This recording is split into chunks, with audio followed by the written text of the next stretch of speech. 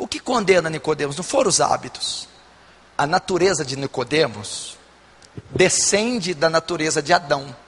E a natureza de Adão é pecaminosa e condenada por si só. Todos que descendem dele e vêm com a mesma natureza. Essa natureza corrupta, independente de hábitos, já condena o homem. Entendeu? O homem é mau sem ele fazer nada. Ele é mau, a essência dele é má. E isso vai se manifestar em obras, em ações. Então deixar deixar de fazer ou fazer não garante a salvação de ninguém. O que garante então? Aquela essência corrupta de Adão, que já vem condenada do ventre, você quando nasceu e o médico o médico tirou da barriga, do ventre, se o médico é cristão, já dizia assim, mais um condenado nasceu, veio à terra, já nasce condenado. Quando ele se desenvolver, estabelecer a idade da razão, o pecado vai ser manifestado, ele será condenado. Então como que uma pessoa é salva? Quando uma obra invisível, sobre-humana, sobrenatural, pega aquela essência de Adão que já nasce corrupta, independente de hábitos, e a transforma numa nova criatura. É assim que alguém é salvo. Então deixar cabelo, poçar, isso não compreende nada. Não cortar cabelo, sai até o dedão, esse tipo de coisa não descorrompe o que foi corrompido em Adão. Entendeu? O cerne do homem que o condena, o conteúdo do que é o homem que o condena. Agora pôr a roupa, o cabelo, frequentar, cortar as costas, subir escadaria de joelho, ir na Aparecida do Norte, isso tudo não tem nenhum efeito de salvação ou de santificação. Entendeu? O que é feito? Se a salvação não é por obras, significa que não há ações vindas de nós que podem atribuir a nós essa aceitação diante de Deus, a justificação ou a salvação. Então, obras não conseguem atingir a profundidade da decadência, da deploração, da execração, da corrupção do homem. A obra não consegue atingir aquele gene, aquela essência corrupta. Então a obra não vai conseguir. É necessário algo sobre-humano, que está acima do humano, sobre-humano, sobrenatural, que está acima do natural, só algo divino, só algo que é atribuído a Deus, mudando aquele cerne, aquele gene, aquele DNA, a alma do homem, transformando-a pelo Espírito Santo, é que alguém é salvo. Assim como a corrupção de Adão manifesta-se nos hábitos do homem, e por isso é condenado, assim a transformação que só Deus, pelo Espírito, pode fazer, quando transforma o homem, também é evidenciada pelas ações. Ou seja, um ser corrupto de Adão gosta de estrangular pessoas, gosta de se masturbar regularmente, gosta de ter 3, 4 mulheres, gosta de ir à porfia, se manifesta assim. E um transformado regenera, que a semente, o cerne, foi afetado pelo Espírito Santo, manifesta também em frutos de bondade e de justiça. E não são os frutos que o absorvem, e sim a transformação dele, que apenas é evidenciada pelos frutos. Isso é salvação. Isso é salvação. Se você mudou moralmente, isso não atribui a você nada, porque 30 anos atrás e 40 anos atrás, na cultura e na sociedade brasileira, o padrão de moral era altíssimo. Hoje ainda, pessoas da antiguidade, você vai encontrar senhoras que não conseguem cometer uma mentira, que não pegam um centavo do que é seu, que não têm coragem de olhar para outro homem, que são justas e piedosas, mas essas mulheres são corruptas e vão para o inferno. Por quê? Porque não são os hábitos e as boas ações, o moralismo dela que vai salvá-la. Por quê? O cerne dela é contaminado pelo pecado. Então mesmo essa mulher, essa Nicodemos, extremamente piedosa, que almoça com a família meio-dia no domingo, comendo macarrão e frango de molho, Uma mulher que os filhos falam, benção mãe, Deus te abençoe, para dormir. Uma mulher aciada, caprichosa, piedosa, ela não pode ser salva. Por quê? Porque a estrutura invisível dela foi afetada pelo pecado. Então não é mudança de moralidade. Eu vesti saia, não corto cabelos, joguei a televisão fora, não falo nada. Mas o interior não foi afetado pelo sobrenatural. Não pode ser salvo. Entendeu? E aonde isso mais se manifesta? Eu vou te falar um item que vai mostrar de fato se você é salvo ou não. Uma das maiores evidências que você foi afetado pelo sobre-humano, sobrenatural, que não é uma religião que bate palma, canta, né, que só, não adianta. Ainda mais nesse século. Alugar um templo quadrado, que esse aqui retangular, né, 4 paredes e um teto reto, e cantarolar e falar que é igreja, isso aí nós fazemos em uma semana. Sabe como que se evidencia se o sobrenatural tocou em você ou não?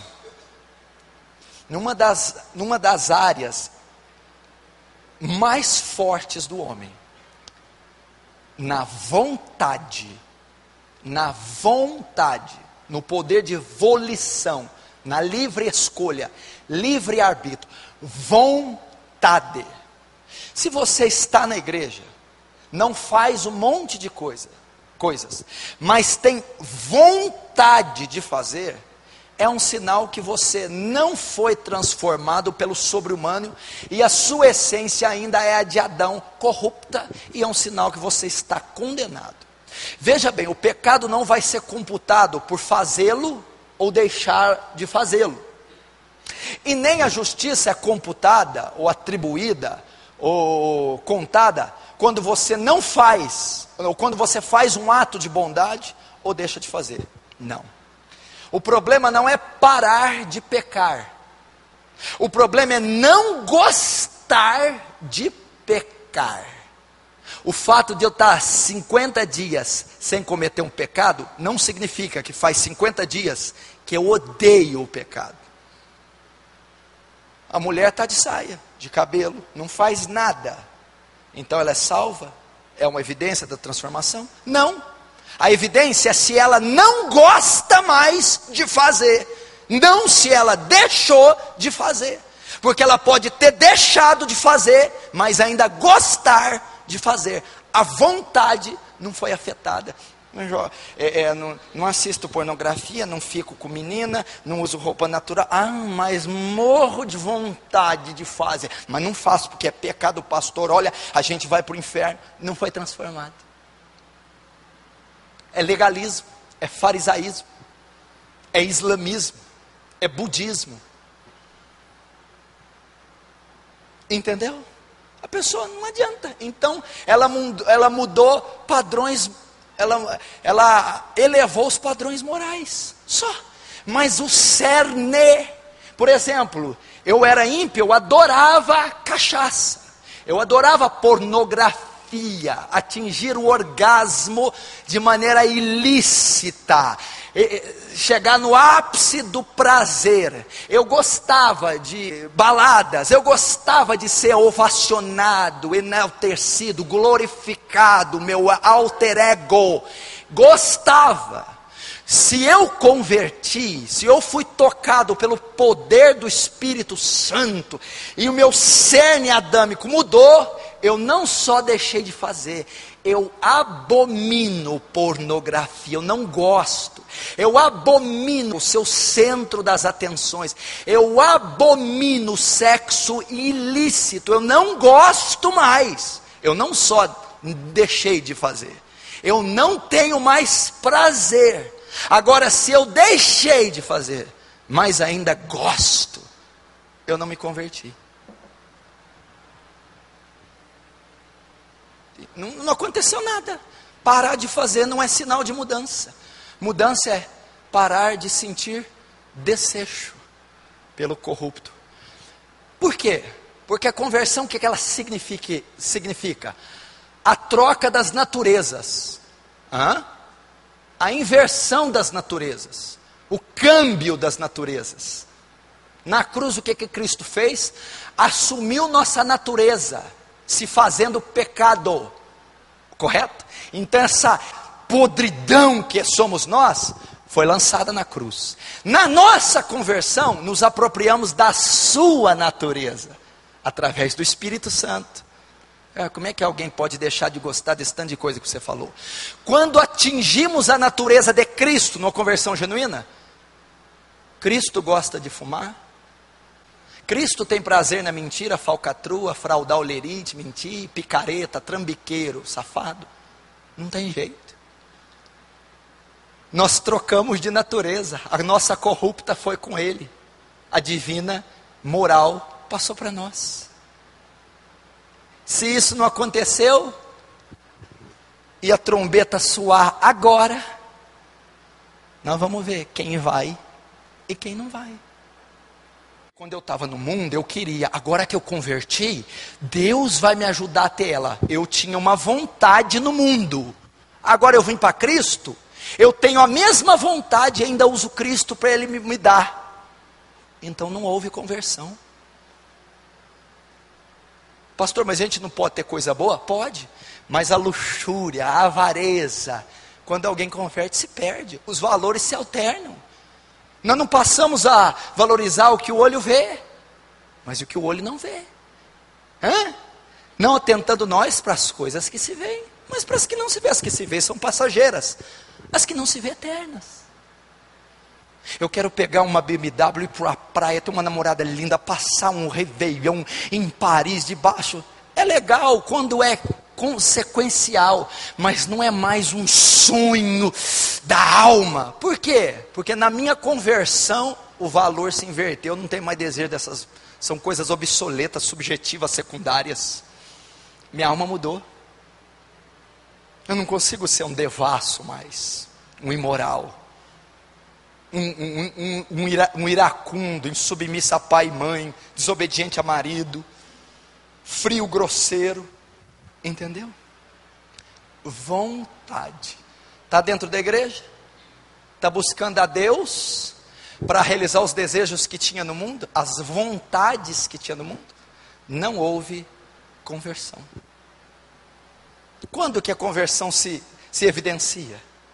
Quando alguém evangeliza você, quando você ouve a pregação do evangelho, vem a um culto, e algo sobre-humano, independente do pastor, da congregação, do modo denominacional, algo invisível, sobre-humano, genuíno, puro, sacro, toca no cerne do seu ser.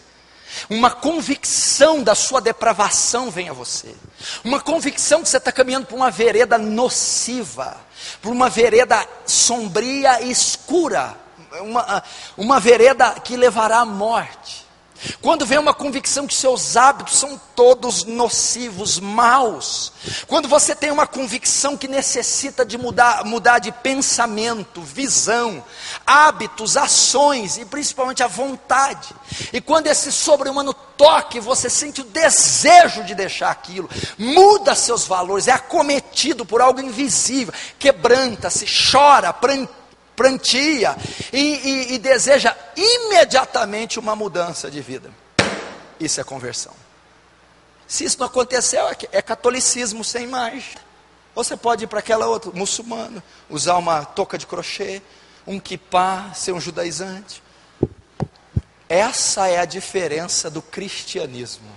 Essa é a diferença para as outras religiões. Se não houver novo nascimento, se a essência de Adão não for acometida pelo sobrenatural de Deus, estamos todos perdidos. É isso. Aí Paulo, escrevendo aos Coríntios, diz assim, para você saber, estou pregando por irmão aqui não, ou para aquele, fala Deus com a moça, não, fala com você, porque cada um dará conta de si mesmo no dia do julgamento, não é da tua esposa, do irmão lá de trás, do desviado, é você. É você. As intenções do coração serão julgadas. As intenções. Então, voltando àquela parte da vontade. Veja só, olha como é que é simples o evangelho. Porque vocês da igreja moderna, é tudo judaizante. É óleo ungido, Quantas vezes Jesus usou óleo ungido, igreja? Lê, vai, busca no Evangelho. Paulo e as cartas. O Velho Testamento não é compêndio doutrinário para a igreja.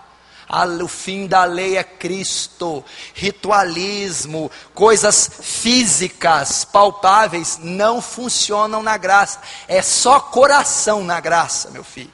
Não unge carro, um óleo em cima de um carro. Primeiro, o óleo, uma substância inorgânica.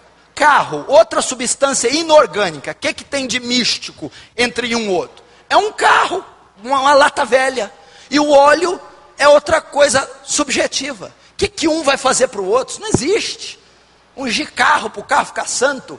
O motorista tem que criar vergonha e dirigir com prudência. É isso. Tem nada a ver, isso é ridículo, isso é bruxaria, misticismo, neopentecostalismo.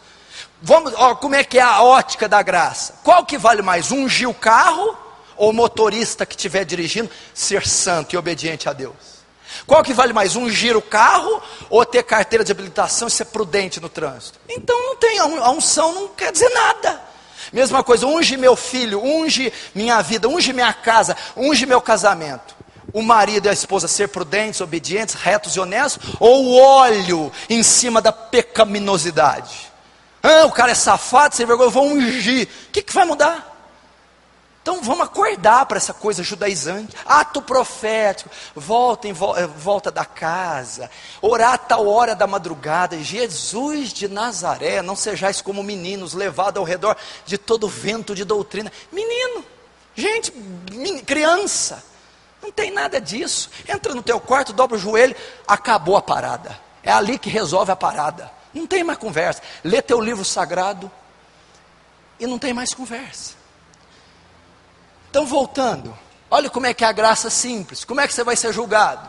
Vem alguém e te pede um copo d'água. Um pobre mendigo, sujo, ladrão, tia, irmã, prima. Você vai dar o copo de água. O que vai ser levado em conta e a mudança sua não vai ser evidenciada na ação dar o copo d'água. Não é isso que vai ser julgado. O que vai ser julgado? A intenção do seu coração com que você deu o copo. Deu para aparecer? Deu com raiva? Deu murmurando? Deu porque tinha gente olhando? Ou deu porque amava e se compadecia da alma? Entendeu como? Leu a Bíblia? Não vai ser julgado porque leu. Como que leu? Com que postura que leu? Orou? Com que coração? Submeteu? Com que coração? As intenções das ações. Por isso que obra não salva. Entendeu? Dei 1 milhão de cesta básica ali no Berbel, ali no Alonso. E daí, com qual propósito? Política? Status,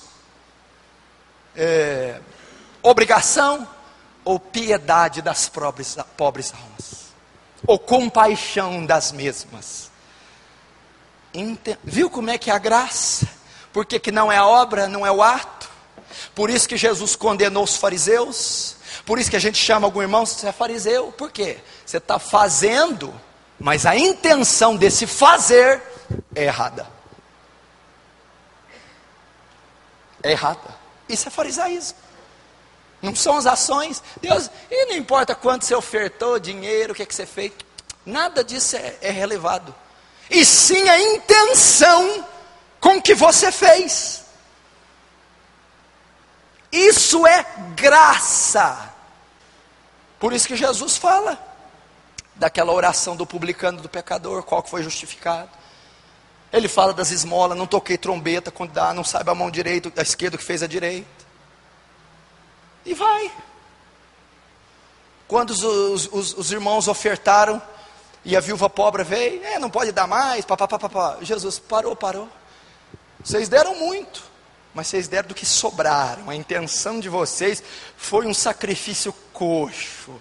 Vocês deram o resto. Essa mulher da profunda pobreza deu com sentimento piedoso, deu com graça. Ela está justificada. Você entendeu? E a conversão ela faz o quê? Que as nossas ações mudem. Mas faz com que as intenções das ações mudem mais ainda. Agora eu não dou como eu dava antes. Antes eu dava com descaso, indiferença e por burocracia. Hoje eu dou com a intenção de ver o alívio daquela pobre alma. Hoje eu dou porque eu me compadeço com essa inferioridade social. Eu dou porque eu olho naquela pessoa e vejo a imagem de Cristo, e o meu irmão, o meu semelhante, necessitando de ajuda, num estado de precariedade total. Isso é conversão. O que tem? Como que faz para converter? A Bíblia diz assim, quando Jesus pregou o primeiro sermão dele: arrependei-vos e credes no Evangelho. Talvez metade do que está sentado aqui é tudo ímpio, nunca converteu, está aqui frequentando a igreja, não converteu. E se eu ensinar princípio para ímpio, como é que ímpio cumpre princípio que só crente? A Bíblia foi escrita para crente. Como é que bode vai fazer o que foi confiado à ovelha fazer? Como é que trigo vai fazer, joio vai fazer aquilo que foi confiado para trigo? Agora você está entendendo porque alguns não vão? Eu não consigo amar o próximo, não consigo ser santo, não consigo pôr aquela roupa, eu não consigo deixar de sair, por quê? Porque é joio.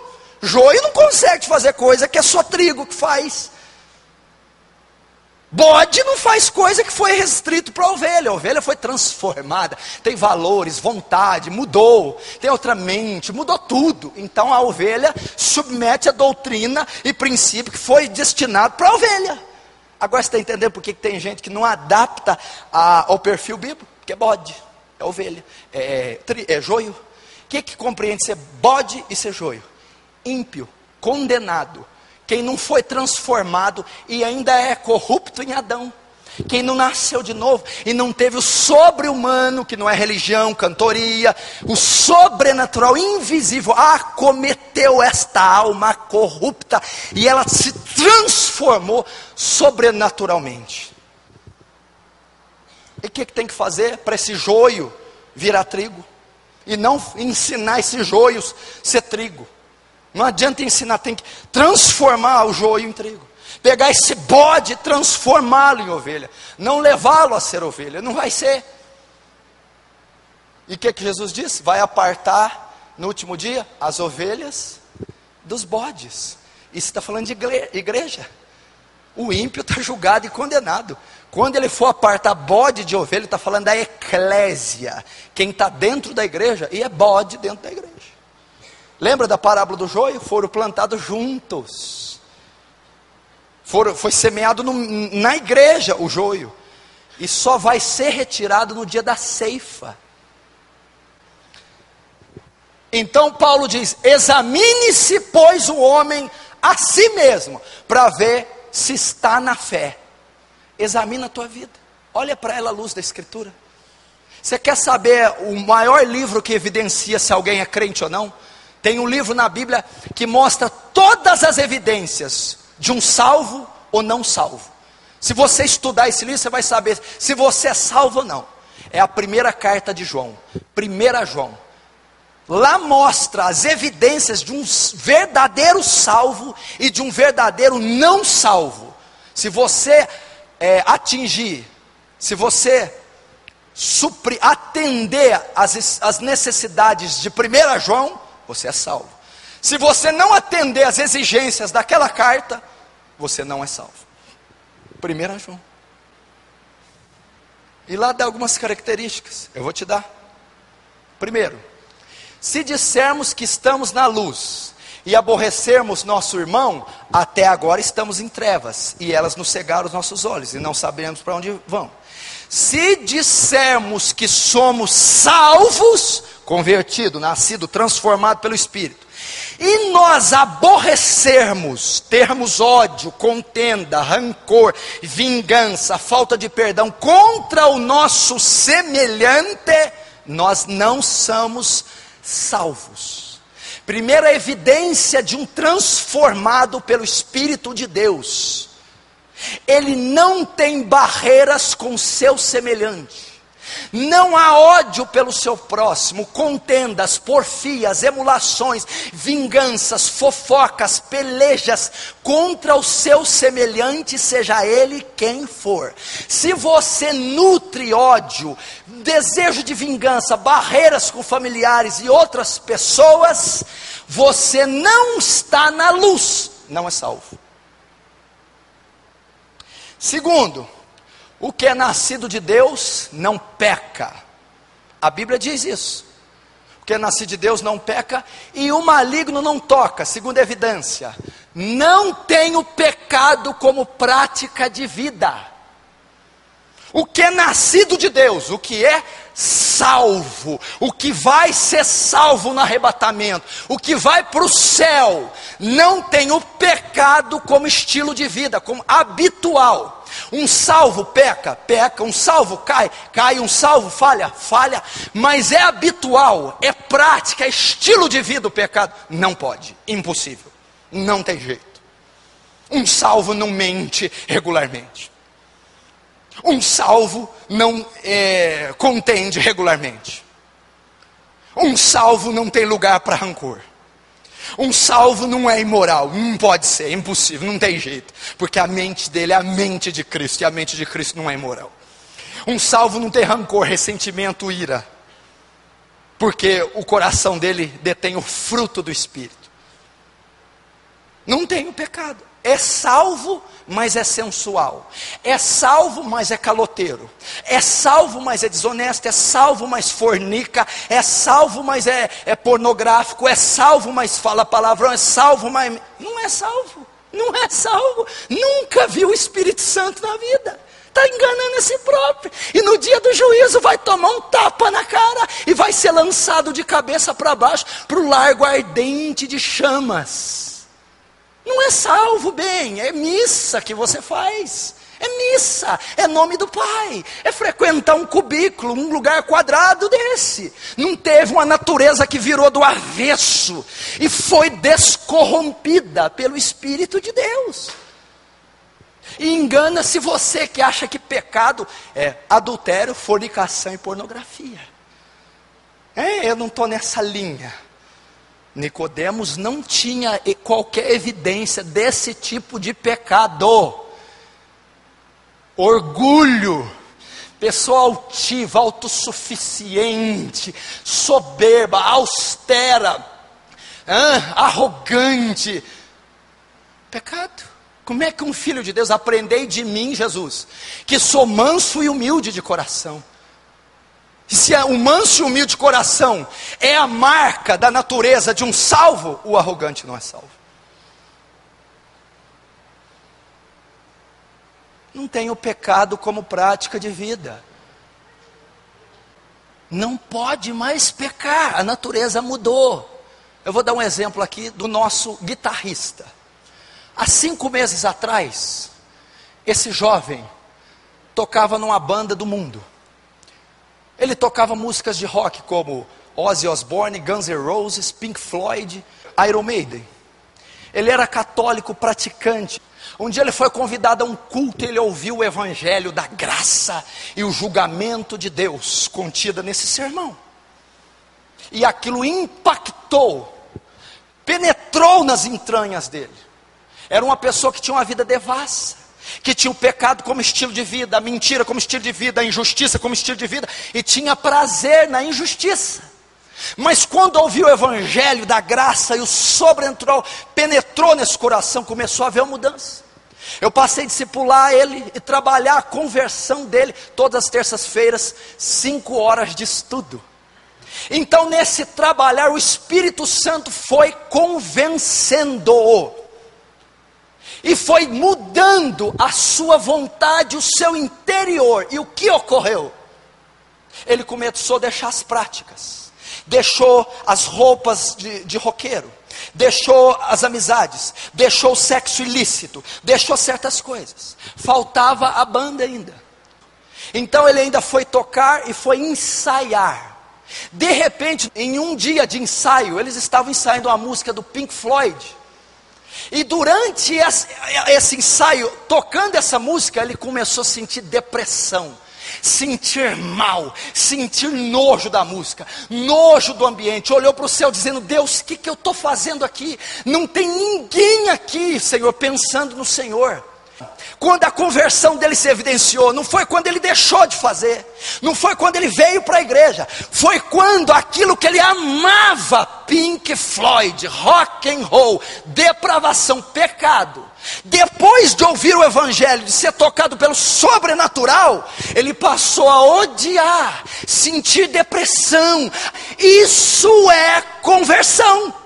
Mudança da vontade, dos pensamentos, dos desejos e também dos hábitos. Deixou de ir na igreja católica, deixou de participar de missas, porque eu disse: quem oferece sacrifício a ídolos, oferece aos demônios. E aquelas hostes, aquele pão da Eucaristia católica, poderia estar sendo consagrada aos demônios. Ele foi acometido de temor e nunca mais tomou essas hostes. Deixou todas as práticas, se batizou e hoje tem um ministério na igreja, porque não agregou valores e não trocou de denominação, mas o sobrenatural pegou uma alma corrupta em Adão, que amava os deleites nocivos, pecaminosos, e a fez abominar a mesma coisa que outrora amava. Isso é conversão. Isso é conversão. Isso é conversão. E se eu dizer para ele: vai lá, toca, vai lá, canta, vai lá, toma hoste, vai lá, faz o que é, ele vai dizer: eu não posso, eu não gosto mais, eu não consigo mais, eu não posso fazer, porque está escrito: colocarei o meu temor nos vossos corações, para não se apartarem de mim. Isso é conversão.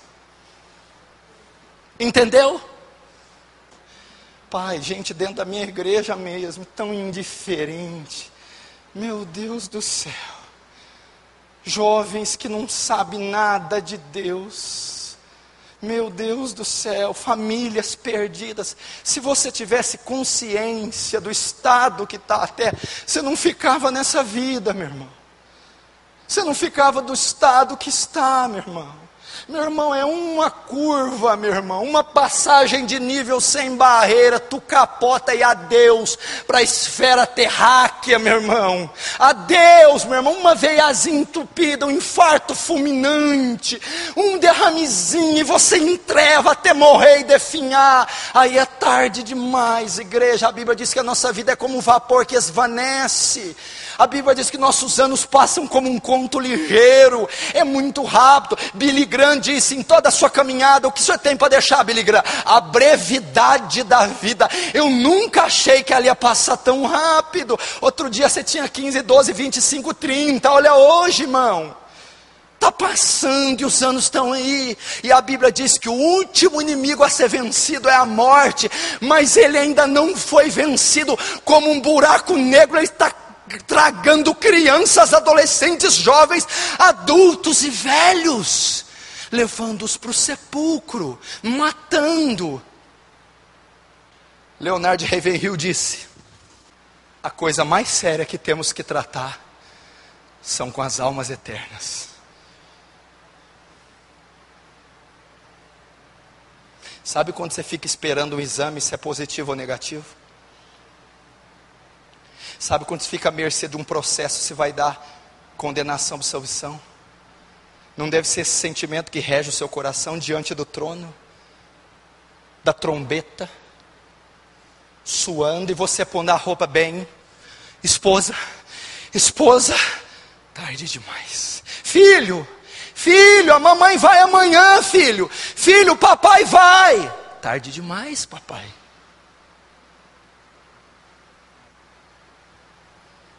Deus, grave a eternidade nos nossos olhos. Grave a eternidade nos meus olhos, nos seus olhos. O que é gravar a eternidade? Viver nessa terra, tendo em mente o céu, a vida eterna. essa geração será a que vai contemplar o maior evento da história, a segunda volta corpórea do Messias. Não durma, não cochile, vai ser marcada por esse evento. Ai das grávidas naquele dia, e das que amamentarem. Se aqueles dias não fossem abreviados, suprimidos, encurtados, nenhuma carne se salvaria. Mas por causa dos escolhidos. Eu tenho assistido bastante o filme da Segunda Guerra Mundial, e me chocado com os cadáveres dos judeus, crematórios, valas, câmaras de gás e morte por fome. E quando eu vejo aquele amontoado de corpos, eu imagino aquilo espiritualmente, aquele amontoado indo ao inferno, e ao invés de serem incinerados em máquinas, eles serão incinerados no inferno. No inferno. Você vai sair hoje? Vai para a baladinha ainda, não vai? Vai fazer uma maracutaia ilícita? Vai fazer sexo com a namorada? Vai fazer.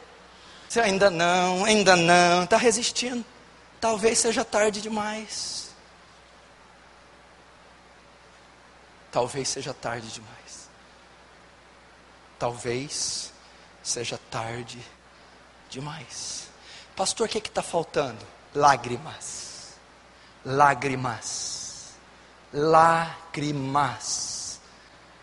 Você acha que é fácil para mim pregar essas coisas? Não é muito fácil mais para mim. Vai ter uma jantinha sendo liberada ali, e eu vim aqui com um discurso, e contar piadinha, e deixar você satisfeito com a tua pecaminosidade, e ir para casa condenado, e eu limpar a minha com você. Esse pastor é joia, viu? Fala bonito, agrada a gente, o homem é, né? Agora não. Eu tenho que pôr em jogo a minha reputação e ser indigesto para você. Eu tenho que ser duro, frio e pôr em risco. Eu não gosto desse pastor, porque ele não fala o que eu quero ouvir. Ele não apraz a minha carne. Oh, meu Deus do céu, grava a eternidade nos nossos olhos. Meu Deus, meu filho, as riquezas insondáveis que tem no céu, e você aí clamando por migalhas. Ferrari é migalhas, meu irmão. Paris é migalhas. Títulos acadêmicos são migalhas. Sexo em abundância é migalha. Condecorações, medalhas ao menos, são migalhas perto da eternidade, perto do que o olho não viu, o ouvido não ouviu, não subiu a mente do homem, meu irmão. O que tem na glória para mim e você? Abra mão. Quantos aqui, desde que eu comecei a pregar essas mensagens, tomaram decisões radicais, quebraram coisas, mudaram programações, trocaram amigos? Se você é covarde para fazer algo com Deus, você tem o seu castigo. Aquele que me negar diante dos homens, eu negarei diante do meu Pai. O que é tão grande que você não pode fazer para Deus? Você tem coragem de mudar o jeito que você está vestindo porque viu essa mensagem? E o jeito que você está vestindo não agrada a Deus? Você está com vontade de mudar a sua aparência, homem, porque você não parece homem, não expressa a virilidade de Cristo, a complacência, o pudor de um homem de Deus. Você tem coragem do jeito que você está aí num hospital e orar para uma senhora que está com câncer? Você vai matar ela se você chegar lá assim. Ai não, isso é muito pesado. Você está entendendo, meu irmão? Nós necessitamos disso. O Espírito Santo tem que mexer conosco. Deus tem que trabalhar. Pastor, por que você está insistindo nesse tipo de mensagem? Porque eu estou insistindo que o bode se transforme em ovelha. Porque eu estou pedindo que o sobrenatural venha e pegue aquele joio condenado e sobrenaturalmente o faça um trigo salvo. Eu estou pedindo para aquele coração de aço, pedra, titânio ser penetrado por Deus e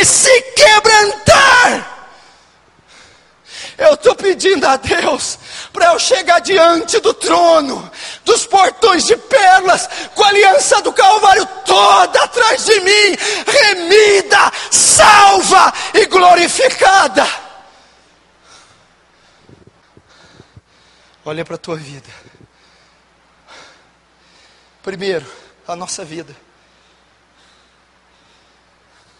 Segundo, a do nosso semelhante. Se você tem o Espírito de Deus e está nessa indiferença, a Bíblia diz assim: se eu digo ao pecador que ele vai morrer, e você, sabendo disso, não o adverte, ele morrerá pelo pecado dele e será condenado. Mas o sangue dele demandarei, requerirei, cobrarei da tua mão. Se você trabalha, estuda, convive com pecadores ímpios e não os leva a Cristo, não os converte, não leva a salvação, eles serão julgados e condenados pelo pecado. Mas o sangue deles cobrarei da sua omissão e da sua negligência. Há um ano atrás, mais de um ano, o avô dela morreu. Um homem espírita roxo. E eles pregaram para ele todos os anos. Ele não se converteu. Ele não recebeu a Jesus. Esse homem morre. E eu demorei a falar com a Verônica. Aí eu fui lá visitá-la. Ela estava chorando. Essa menina começou a chorar. Não, pastor, você não está entendendo, pastor, o quê? Eu não estou chorando porque meu avô morreu.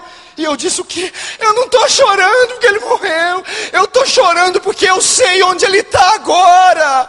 Ele não aceitou Jesus, pastor. Ele não quis Deus. Ele está no inferno, pastor. Ele está lá ontem. Ele esteve anteontem. Ele está lá hoje. Ele estará amanhã. Ele estará daqui 100 anos. E nunca mais sairá. Você já pensou na sua mãe? Você já pensou você comendo domingo? E a hora que for comer, minha mãe está no inferno, o meu pai morreu, eu fui no velório dele, e ele não foi salvo, meu Deus, meus amigos estão queimando, ardendo, e eu não preguei. Você vai dizer, pastor, mas eu preguei, não pregou como devia, não chorou como devia, não gemeu, não falou, Senhor, salva minha mãe, salva meu pai, salva meus filhos, meus irmãos, salva meus vizinhos. São almas que não vão sair nunca mais, nunca mais. Como é que você vai conviver? Como é que você vai viver? Como é que você vai cantar e tocar aqui? Como é que você vai pregar sabendo que você está pregando e a tua mãe está no Hades? E o teu pai está no inferno? E teus filhos? Como é que você vai viver sabendo que tem um monte que passou pela tua mão e foi condenado? Porque não tem os olhos na eternidade. Não tem os olhos na eternidade. A vida é maquiagem, beijo, abraço e compra e venda. Tudo se resume num relacionamento, no amor da minha vida. E só, e o mundo perece de AIDS, pestes iam nos assolar. Pedofilia, meu irmão, dentro da igreja católica, aborto aos milhões, só nos Estados Unidos, 4 milhões por ano, 40 mil pessoas morrem por dia de fome em toda a terra, estupros acontecendo em todo lugar, assassinatos, genocídios, guerras frias, guerras religiosas, guerras civis, e a igreja preocupada com a Ferrari, com o diplomazinho que vai amarelar e a traça vai comer, e agora mesmo você está com rugas, agora mesmo você está com as cãs.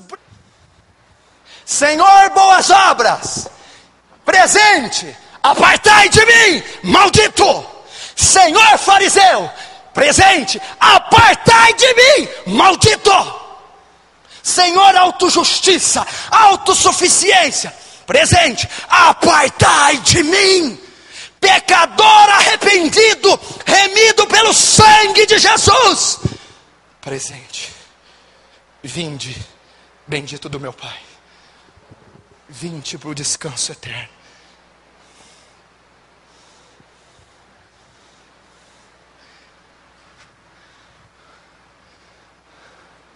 Vamos acordar.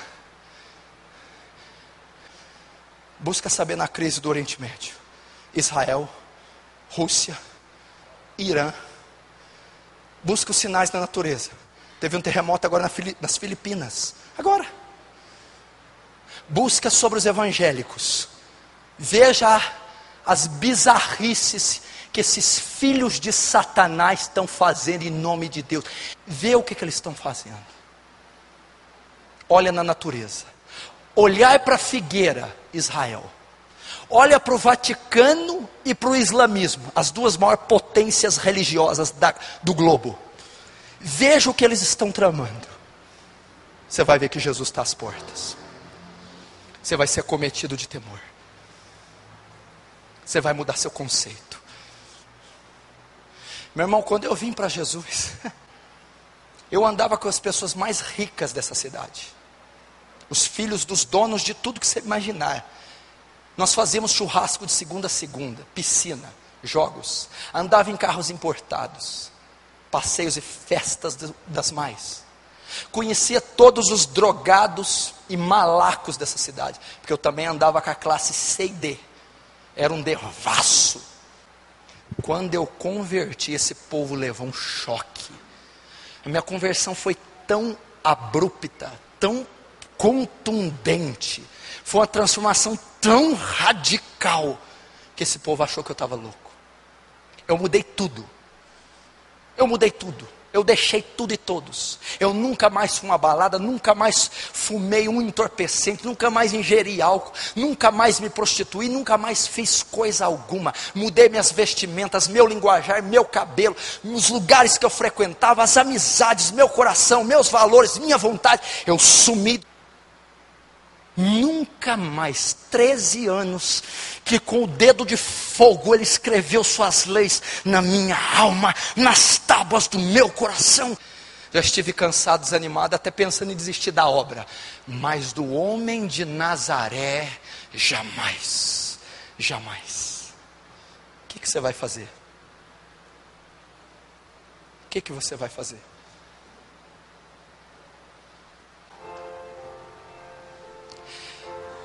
Mas a Bíblia diz uma coisa, que você pode ter chegado aqui como um endemoniado gadareno, Jack o estripador, um macumbeiro, satanista, nazista. Você pode ter chegado aqui com o homem mais truculento, vil que possa haver. Mas a Bíblia diz, meu irmão, ainda que seus pecados sejam vermelhos como a escarlata, eu os tornarei brancos como a neve. Ainda que sejam vermelhos como o carmesim, eu os farei alvos como a lã. Meu irmão, há esperança para nós ainda, antes que seja tarde demais. Você está vivo, meu irmão. Meu irmão, será que essa mensagem não é suficiente para quebrantar? Eu não posso fazer mais do que isso, eu não tenho condição de fazer mais do que isso, mas eu quero ver a sua alma salva, como David Brainerd, eu quero chorar para a sua conversão. Oh Deus, mande pecadores ao Salvador. Oh Deus, quebranta a sua igreja. Oh Deus, libera do teu Espírito. Oh Deus, salva essa igreja, salva essa multidão. Deus, tem misericórdia de nós, Deus. Espírito Santo, só você pode levá-los à fé, só você pode levá-los ao arrependimento, só você, Espírito Santo, só você, feche os seus olhos. Só você. Só você, Senhor. Espírito Santo, age agora. Espírito Santo, age agora. Espírito Santo, leva eles a se arrependerem, convence-os do pecado. Meu irmão, se Deus não mostrar para você o quão depravado você é, não adianta. Se você não fizer como Isaías, ai de mim, que vou perecendo. Sou um homem de impuros lábios, ai de mim. Senhor, mostra a tua majestade a esse povo. povo. Espírito Santo, mostra o coração deles a si próprios. Oh Espírito Santo.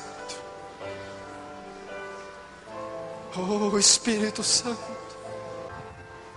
Examine-se, pois, o homem como um flash, Espírito Santo.